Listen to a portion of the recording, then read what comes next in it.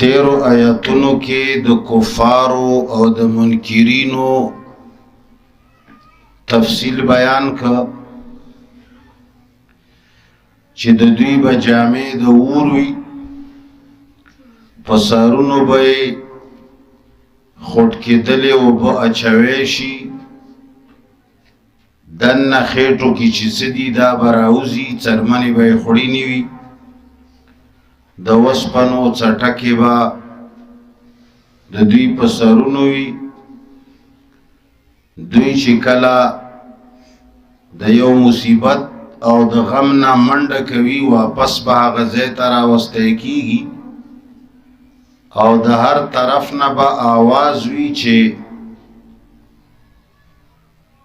د اور سوځونکي عذاب وڅکئ. اوس د هغوی په مقابله کې د مؤمنانو مرتبه ذکر کوي چې کوم خلقو ایمان په الله دې کامل، نیک عملونه دي،